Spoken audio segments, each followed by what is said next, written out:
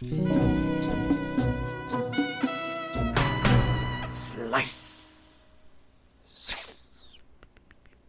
Dramatic. Oh, indeed. It's quite a dramatic opening, to our podcast. This is the opening of the chapter too. See, it's all thematic. We're putting it all together. Yeah, and you know what? We're just going to get into it straight today. We had a dramatic opening. We had some dramatic noises. Yeah. And this is the beginning of a chapter of Eiichiro Oda's One Piece. Mm-hmm. Welcome back. We are the Grand Line Tourist, a chapter-by-chapter examining, if you were myself, or re-examining of Oda's great work. Me doing the examining am but a simple tourist, and I am guided by none other than a wonderful tour guide. I didn't mention my name, but I am Jacob. No. My name isn't important. I'm just a mere humble tourist. I was in the mode. And no one knows the tourist name. The tour guide has the name badge and it says everything on there. I am also a tourist of the zodiac sign. Or they're just not zodiac signs. What are they? Astrological signs, birthday things. No, I think that's right. I think that was the same. The zodiac astrological stuff. Anyways, yes, I'm a tourist in that name, and also a tour guide. Oh, that's such a good pun. I didn't even know what you were doing. Yeah, I get it. Every time it was because I didn't know what sign you were. Yeah. It's because I have no clue the signs. But I get it. Oh man, you're a tourist guiding a tourist on a tour. Yeah, I'm a tour guide. I'm Eric Vu. I'm here to guide you through this very dramatic, cold open chapter 52. The Oath. Indeed. I'm saying that weird. It's the Oath, but it's very Oda and what's that guy? Nicholas Sparks share a lot of the same naming conventions for their stuff. Oh my goodness! I having not read lots of Nicholas Sparks myself, I do not know of this. But wait, do you mean character names? Oh, no, I got it. I got titles. No, I got it. Yes. Yeah. At some point, once you've released so many novels, apparently you're just like, The Promise. Yeah, this was the Promise. This one is, I don't know, it's about a time traveler's wife. That's the name. That's what I'm calling it. Well, before we get into what Chapter 52, The Oath, is all about, I have something to add to our section of Letters at Port that I am going to call State of the Luffys. Me reporting in from Comic-Con 22. I was able to get a badge this year, and I made sure to snap pictures of anything that was, One Piece related. And I just wanted to go over it with you really quick, and you can tell me what you think of, State of the Luffy fandom at Comic-Con 2022. So, first up, I actually did find one Luffy. I was kind of looking around. I saw the hat, and I asked to get a picture with someone in Luffy cosplay. So that was awesome. That just is to see really someone cute. else who was really into it. I like their outfit a lot. It's very simple and it works. Were they wearing the cut-off jean shorts too? I think they were wearing regular jeans rolled up. So okay. Not like, I don't think they didn't take any. They didn't cut it and make it all frivolly on the bottom. Yeah, because this is all weirdly puffy. Yeah. It wasn't sandals. Oh, but that's fair. Okay. It's also a convention. Fair enough. I was doing Steven Universe one day and I did not do sandals either. Interesting. Luffy's bottom half and Steven Universe's bottom half are quite similar. Oh, maybe there's some influence there. Yeah, it could totally be referential. I never even thought about that. Definitely both sandals and definitely, pants that don't go all the way to the bottom. Very interesting. Right. And then at the, there's a big Shonen Jump poster that has, I think, a more modern Luffy that I am not used to yet. Yes. Probably some spoilers if I gaze too long at it, but I just thought I'd share that with you. Oh my god, we're so far away from this spoiler that you even forgot that you saw this, dude. I promise you. Also, it's just Luffy in traditional Japanese garb with a sword, looking like a samurai. That's just One Piece is innately Japanese. It could just be him being Japanese. No, it could be, but no. My mind jumps to this is like a transformation of Luffy's look. Like that long way from now, Luffy may be commonly dressing like that for whatever reason as he acquires different mementos throughout, hopefully, the Grand Line. Maybe he's not even at the Grand Line yet. Maybe, honestly, they're still stuck in the East Blue 1,000 chapters on. I don't know. That'd be hilarious, wouldn't it? That would be funny. And this next one, it's a little bit hidden. Do you see the bit of One Piece memorabilia in there? I do see the wanted poster. It's a wanted poster. Yeah, I also see a Batman walking around. Oh yeah, no, he got in the way. He's not trying. I'm not trying to take a picture of the Batman. I just like, oh, wanted poster. And also, the next two are also wanted poster memorabilia as well. Instead of being on a poster, they are on shirts. Oh yeah, I told you these bounty Luffy, things are gonna be like the bounty wanted posters are everywhere. It becomes very synonymous with One Piece. Yeah. So that was pretty much this is all the One Piece stuff that I caught. Yeah. A Zolo picture.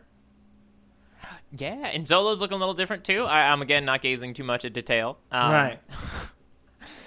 But yeah, so those are pretty much what I saw. There was a Viz Media that was around where that Shonen Jump big poster was, and I actually got a manga sampler from them. I don't think it had any One Piece in it, so I don't have to worry about jumping to some random chapter in the future with spoilers.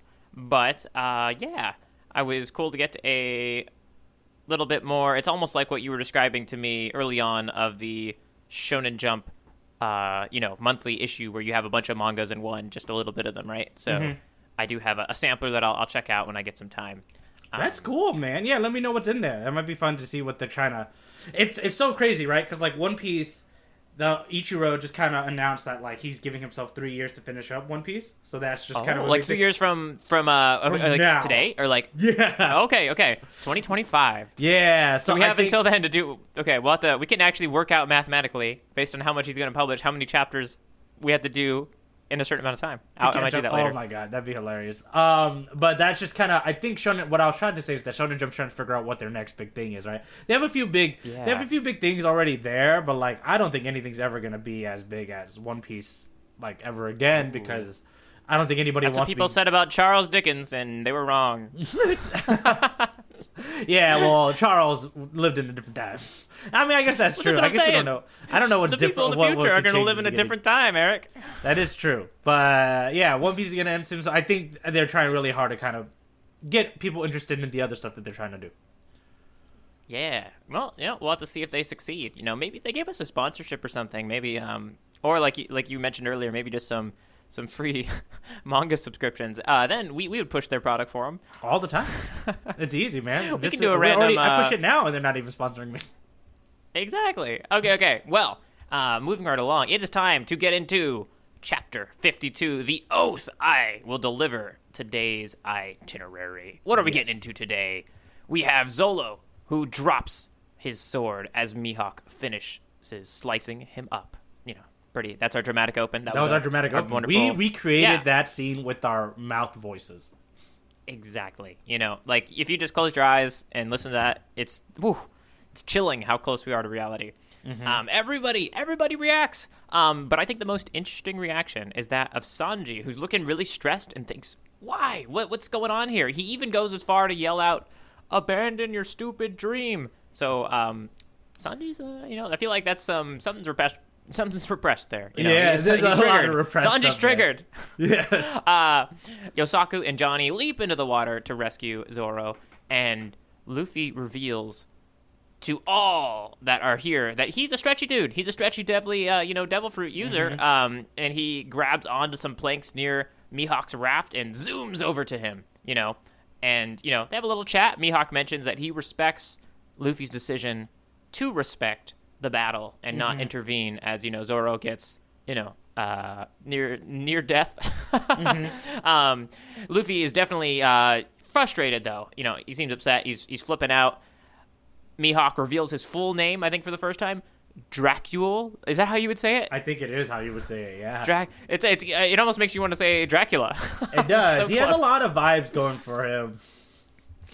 Dracul, Mihawk, Hawkeye. It's pretty bold. And he encourages Zoro to, grow strong, see the world. He'll be waiting at the top whenever he's ready to face him again. Mm-hmm. And Zoro, having been rescued, out on his raft, getting some medicine applied to him, raises his arm with his sword into the air, the sword that we talked about last chapter, very important, the sword given to him by Quina. And he, has a little conversation from Luffy across the water about, like, were you worried? I vow never to lose again. You got a problem with that, King of the Pirates? And this is where we see Luffy, kind of regain his composure and just sort of smile. And, we know everything is going to be okay with the Straw Hat crew, it seems. Yep. Krieg, Krieg, though, just can't seem to, thing. Like, oh, goodness. Yeah. When a very dangerous, something from the Grand Line is leaving, you should just let it leave. But Krieg, kind of just taunts him, unleashes a torrent of bullets at him, and Mihawk disappears with a, big whatever he does, where causes a big torment in the sea. Yeah. I don't know if he's slashing. Somehow, again, the waves are everywhere, and it's not looking good for Krieg. And so we're left in that situation for them, but we got some plans for the Straw Hat Pirates. Yep. Specifically, Usopp is going to go and set sail after Nami, and Zoro and Luffy are going to stay at the Baratier and finally get that cook to join them. It looks like our little Mihawk adventure may be coming to an end, and in particular, Luffy also strikes a deal to end his indentured chore life with Chef Seth. He says, if I if I save everybody and deal with all the coming pirates, maybe you can cut my sentence short. And that is where we are left at the end of the chapter.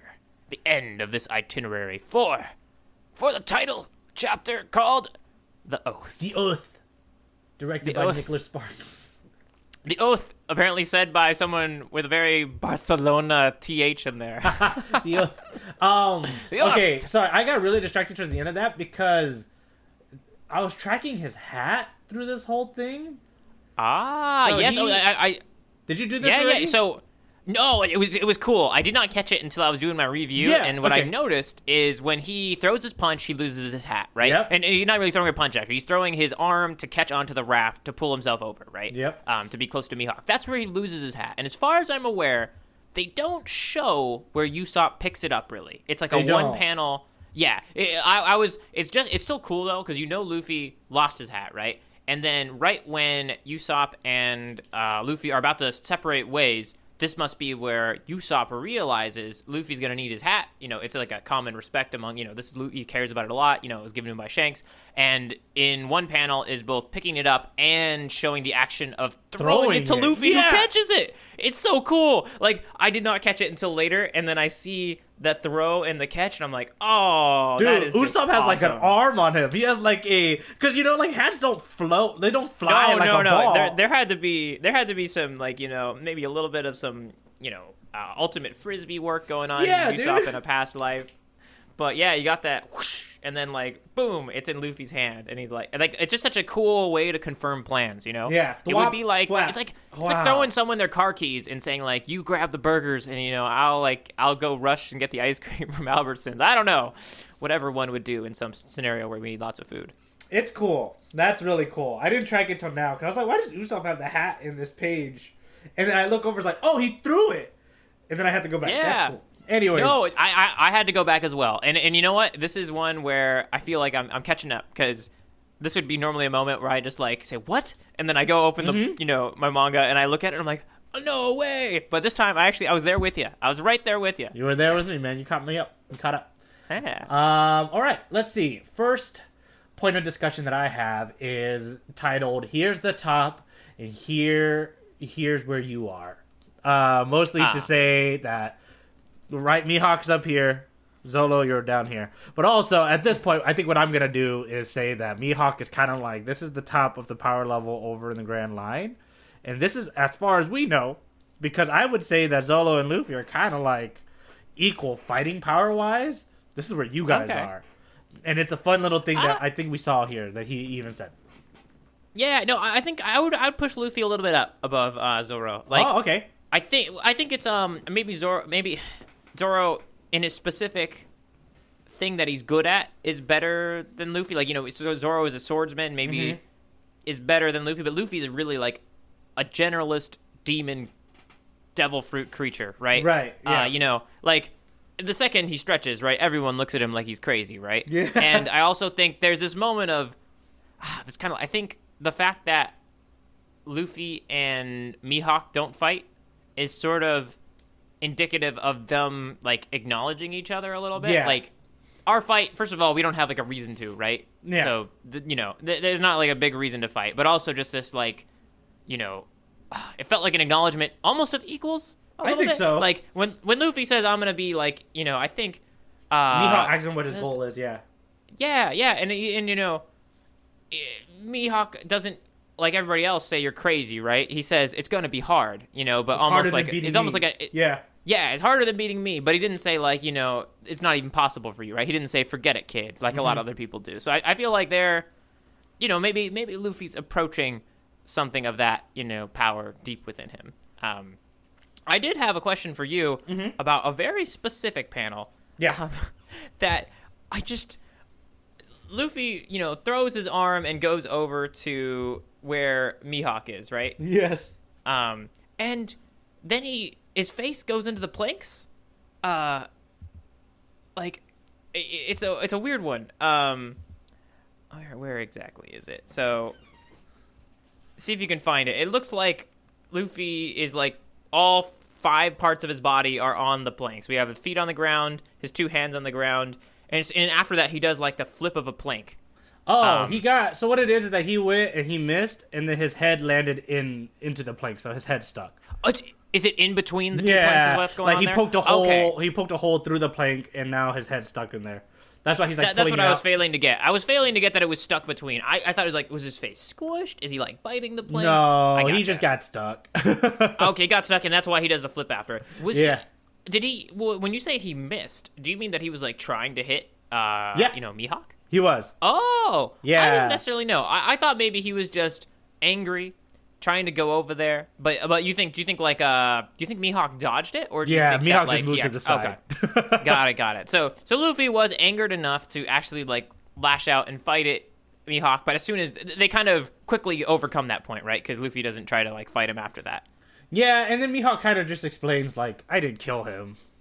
Yeah. No, and also like it kind of maybe that little dodge there does speak to the acknowledgement of what you were saying about the power levels of Mihawk being, if anything, a devil fruit user that really seems to know how to wield his power. Luffy knows how to use his power, but like wield it in a way that's like controlled, maybe a little less. I will have to point out, it hasn't been told if he has a devil fruit power. Oh, I see what you're saying. I just kind of assumed that. Oh, you and Krieg because. Oh goodness, yeah. We'll see. So overall, like, no. I mean, it just hasn't been said. It hasn't been said. It's a good point. Actually, because it would be a little weird because that would also mean that like Zoro is in a different way. You know what I mean? Like, the way you're saying that actually makes me think that maybe not. Maybe this is just some like. I mean, we're really talking about the most skilled swordsman in the world. It would take a little bit away if the most skilled swordsman happened to have a devil fruit, right? Like, it could be some kind of power in the blade itself. There was a little talk about, like... Yeah, he does have the power of the big black blade, Talks a lot about his sword, yeah. That becomes, like, a running theme later, also. No, and then maybe there's going to be some history into Zoro's sword now, as we kind of noted that, vaguely the soul of Kuina's in it. Maybe there's something about swordsmen gaining power as their sword. I kind of feel like you kind of nailed it on the head, though. Like I think it definitely does probably have some aspect of her soul. Yeah. Yeah, it may have some aspect of her soul, but is that going to actually matter? like maybe like that will actually result in the blade being more powerful, be slightly beyond the I feel like I'm holding a good sword. You know what I mean? Maybe in a way that's like actually making the sword better. That like anyone who has that sword is better because the sword is special. Yeah. We'll see them. But what was I gonna say? Yeah. So I think overall that's kind of like what's happening there, and then like he does acknowledge. I think he acknowledged on both sides. He acknowledges like Zoro's fighting spirit, and then he also acknowledges like Luffy did respect his first mate enough, his crewmate enough to kind of let him finish out his own battle before jumping in at the end here. So I think they both have earned his respect a lot more so than he has any respect for Krieg, because he spent the whole time any respect from anybody. Yeah, he's just trying to chase down Krieg for the heck of it at this point and just destroy his dreams just because he thinks it's funny. I do think the other thing that I have written down that we should just touch up on really quick is Sanji's reaction. Like, to me, I read it as somebody who doesn't like seeing somebody else go after something, kind of defensively yells, "Abandon your dream," right? Yeah. Because they themselves have abandoned their dream. And I'm not exactly sure what Sanji's dream is. We know there's a bit of this thing about him being maybe a head chef or something, or we know there's some tension between him and Zeph. Yeah. So, how that's playing out to Sanji, I guess, believing he's never going to get his dream. That's what I read from this, right? Is Sanji has somehow acknowledged that I've abandoned my dream. I'm not an idiot, which I'm not going to kill myself for this, right? And Zoro is throwing a wrench in that feeling for him. Yeah, I don't know if you think anything about that. I was kind of also wondering if you ever see. I've seen this in other people in real life where. Oh yeah, it happens a lot in teenage years, right? Like it just kind of happens. Yeah, a lot in high school, a lot in later on in college and stuff like that too. But there are people that go for their Disney dreams sports movies. wholeheartedly, right? And Disney sports movies, and then there are people that don't. I think there's kind of like three ways: people that give up dreaming as stupid, right? Like dreams are dumb, you don't get them, so forget it. There are people that never give up their dreams, that are always going for it, and, they're like on the professional path. Like, they're going for the thing. They're putting all their effort into it. And then there's people that are in the middle somewhere, where they're just like, I haven't given up on my dream, but I'm certainly not day in, day out going after my dream. Like, I'm living, right? I'm not saying I'm abandoning this, but, I think most people kind of live in that area, right? It depends. Like, some people can actually live in that area for decades, and then later on in their life, they still chase their dream. Yeah. I would say, to be honest, I think me and you probably think a little bit that way. Like, I don't think me and you ever, like, do something artistically and then decide, I'm giving it up. Forget it. I buried it. It's gone, right? And maybe the fact that we're like that makes us just think everyone's like that. I don't know. I do think some people... There's some poo-pooers out there. Just kind of poo-poos your... and some... Maybe even not. Some people don't even poo-poo it directly, but they just kind of... It's the people that I hear that say, like, I love guitar, I love playing guitar, I never play the guitar anymore at all. Like, you know what I mean? Like, they don't say that, like, I gave up guitar, but it's like, you haven't done it in so long, right? Yeah. You know what I mean? Like, you're not even putting the effort in to keep it around as a fun thing in your life. And then they'll mention, like, oh, it would have been cool to play more guitar. And you're like, well, there's not the only two options, right? It's not you're a star or you don't play guitar. There's also the, get good, play for your friends, cover songs you like, But yeah, in the world of One Piece, the go for your dreams at the face of death seems to be the most cool intense thing that level. Oda. Yeah, yes, that's what Oda pushes for, right? I agree with you though. He does have it's so crazy that he has such this big of a knee jerk reaction of saying something, out loud. But I also think it's like what you said. It is some sort of resentment of why is he living out? Like we talked about it last chapter. He's literally living out the Zolo is doing the thing he said a chapter before, which is I'm gonna chase this thing until I die, and he's gonna die right now. Again, it's such a Sanji arc, Sanji's focus thing. Oda does it very rather than metaphorically. It's just look, this guy's doing it. Why don't you do it? So it's great to see. He reminds me of those kids in I don't know. I keep thinking a Disney sports movie because that's where it's usually this obvious too. Usually for kids stuff, it's always somebody in the back that's dumb. That's a dumb idea. You're dumb for trying. Cigarettes. You think you can be a professional goalkeeper? Yeah. You're gonna let your dog play in the NBA? That's crazy. Don't you realize you don't have hands? Of course you can't be a goalkeeper. Right. I will never give up my dream. I will get robot implants. Actually, Disney, reach out. Dude, hey, we got 2 screenplays for you. One of them's never been done before. And the other one is just a remake of Air Bud, but get this, with a cat. Oh my goodness. Before we move on, I do want to talk about... oaths and promises and stories as a story trope. Okay. Obviously, this is a big thing that happens in this scene. In this chapter is probably the biggest thing. Is even the title. Set title. I will never lose. Right. I think I wanted to point out something cool. It is kind of cool that he's making another oath for Luffy on a sword on Kuna's sword that he also gave another oath to. So now it has 2 oaths in the sword. Right. That's true. Yeah. So there's 2 oaths kind of on that sword, which is cool. But I kind of want to talk about how you feel about oaths as a story trope. Promises and stuff like that. I have one other example that I can think of when I was typing up notes, which is Gandalf told Sam to promise to keep an eye on Mr. Frodo throughout the journey, and Sam does. In fact, Sam's the only one who does through the whole story afterwards. No, that's a good example. It's funny. it must be Lord of the Rings in the like oath as a word just feels Lord of the Ring-esque, you know. It does. When you said that, I immediately and I was like, let me think of some examples, and my mind did go to Lord of the Rings. But I think a lot of fantasy stuff, generally has that kind of idea. Mm-hmm. Like a lot of times there is a very common one would be an oath of vengeance, you know. Ooh, like, yeah. I'm gonna come really cool. And I will, and actually it's kind of similar to Kuina's example, except that no one really, as far as we know, caused what happened to her to happen. No. So, but you can imagine, you got your revenge movies like your Kill Bills or your. There's plenty. I don't mind it. I think it creates really good excuses for a one-minded character. It just is one of those things that it lets you see inside of a one-track mind in a way that otherwise would be dissatisfying, Yeah. If we saw Zoro do all that and he never mentioned that, like, he wants to be the greatest swordsman or that he's doing this for yada yada reason, we just would be, like, kind of more with Sanji, that idiot, just, like, give up the fight, Yeah. We wouldn't be saying give up the dream because we wouldn't know that's what he's going for. But now that we know what it's going for, this kind of also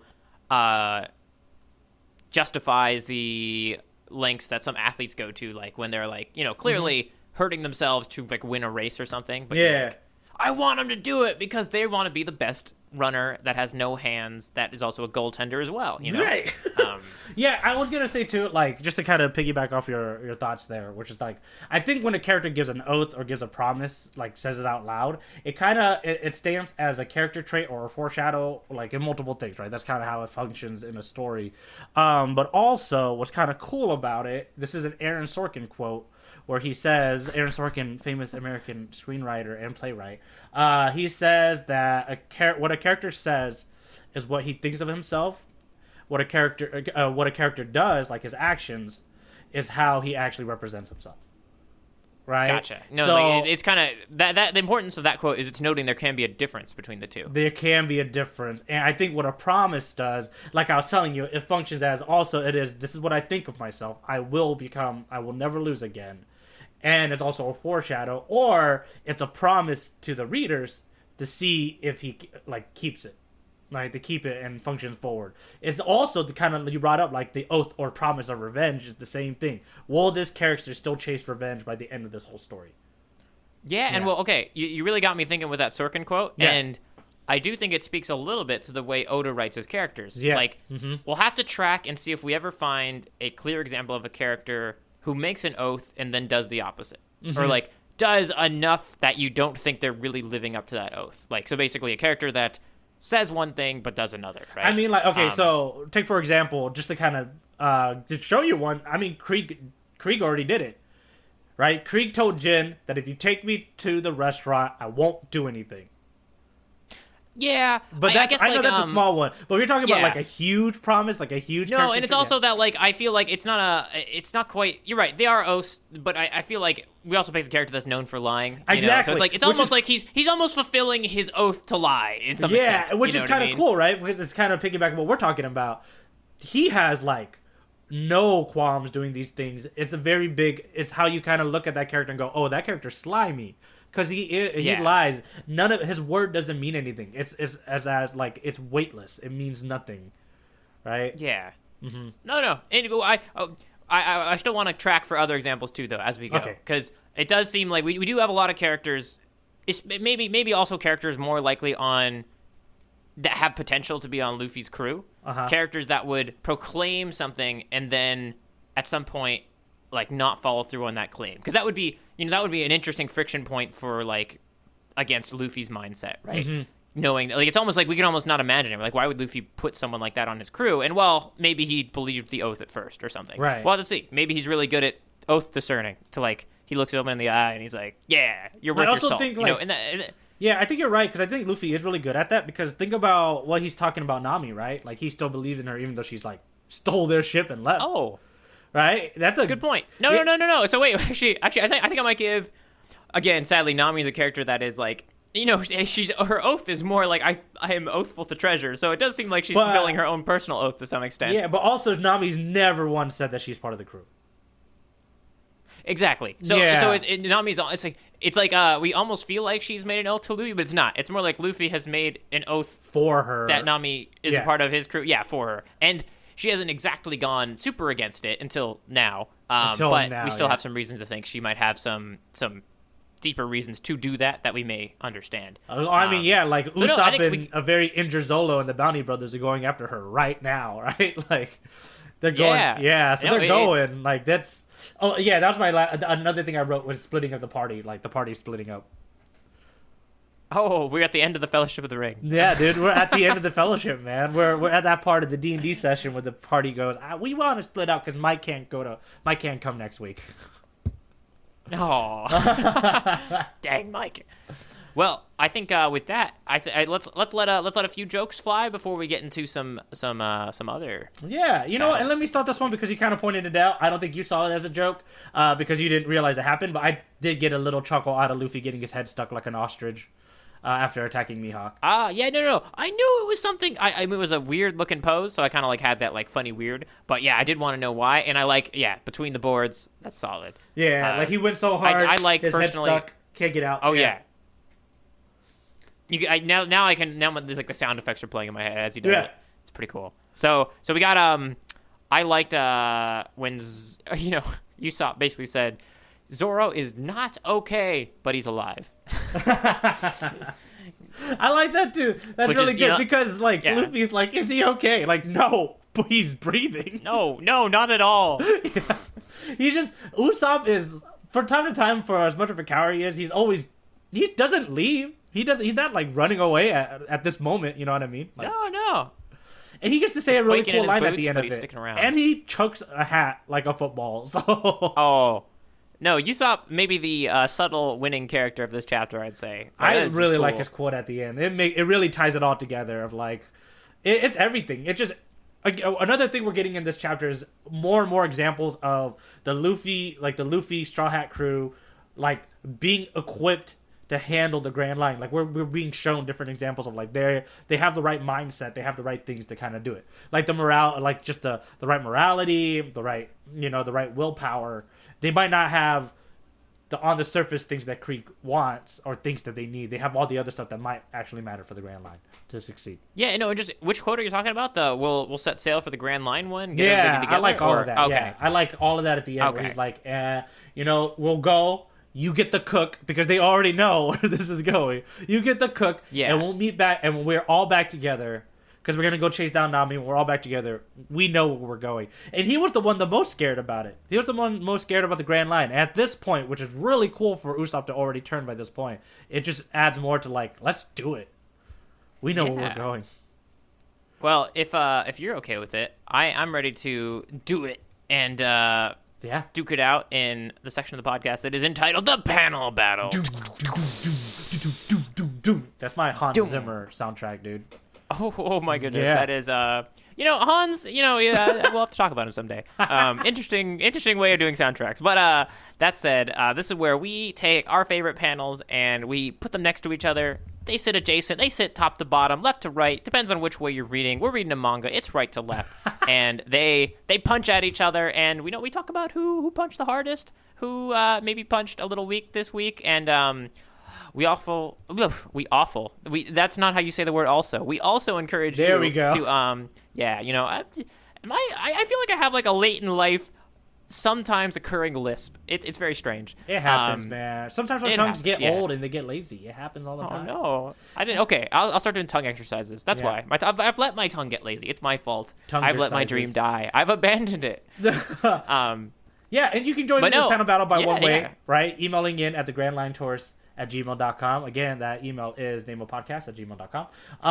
Like our good friend of the podcast, the one and only, who seems to be following pretty chapter by chapter, may I add, Christian. Yeah. Has come in with the first swing. We're going to let him do the courtesy swing on both of us. And the panel that he has chosen is a panel, probably like kind of early in the chapter, where we get a close-up on his face, on Mihawk's face, and we have Mihawk saying, "My name is Dracula Mihawk. It's too soon for you to die. which is our translation. I do have to say that is what Viz Media had at the time, back in 1998 or whatever this is. In Christian's translation, Mihawk actually says, "It's much too early for you to die." And Christian says, "My panel battle is him introducing himself in such a menacing darn way." I edited that. Ooh, yes. It's much too early for you to die, which is terrifying. Hoover Dam. I will say that I actually didn't take it as terrifying. I was actually more on the respectful side. Like, I thought he was like, this is the highest level of respect you can get from Mihawk, so I didn't actually think it was terrifying. I actually thought it was more like a endearing, like, you can do it, boy, sort of deal. No, I think so. I think it all depends on how you read it, right? But you can imagine that maybe it's terrifying in regards to, like, I feel like there's characters in movies when they want to torture you, they'll say something like that. Mm-hmm. Yeah. And so maybe his mind was just associating with some of those things, right? Or just the sheer, like, power that Dracula has if he can say that kind of thing to Zoro, who we already thought of as pretty powerful. So maybe terrifying in that sort of way. And I also got to thank Christian for, he wrote it in and said, it's a bit early because he's ahead of the time when we were, putting this into the podcast. We were like on an earlier chapter. So he's sorry he's a bit ahead, but that's okay. That's fine. Okay. Send in your panels ahead of time. When we get in the future. Be in the future of this tour. That happens all the time. Yeah, it doesn't quite happen in, like, real life tours. It's not usually like somebody jumps out of the boat and swims ahead, or like hits on a cruise ship that's at the next stop. It does. It doesn't quite work with the metaphor we set up for our podcast, but maybe so. Maybe Christian is just really strong in the arms. He got a rowboat out and he paddled ahead, and that's fine.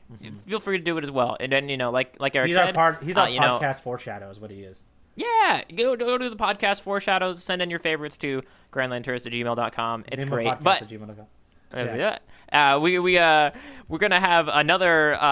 The courtesy swing is done, and it's time for a regular hitter. Oh goodness. Okay, what do we got? Oh wow. I'm saying wow because I think this was my second choice panel here. Wow, it could have been your first. It would have been cool. No, it was. It's just impressive. Literally, like I had two panels. This was one of them. I didn't choose this one. Okay.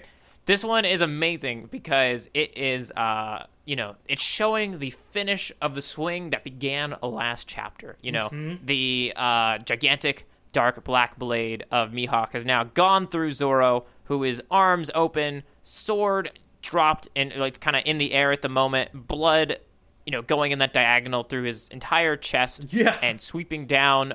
Finishing the arc of the blade.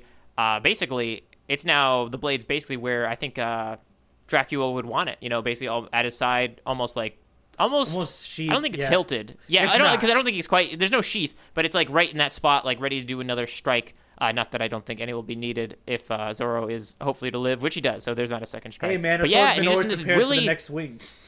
Yeah, a really wide stance, a big menacing pose. Our camera's low, so the sword just looks gigantic. It looks like it's coming out of the panel, so that it's very, very good choice. Like blood splatters. Eye angle. Like there's so much going for it. I don't know if you could ever recreate. There's no lens that could probably recreate this thing with this much information. Yeah, in it, no, you're right about the fisheye because you can see the planks at the bottom are like clearly in a it's a very very shallow U. Yeah. Oh god, yeah. Everything about it is so cool. You see the buckles on his darn boot.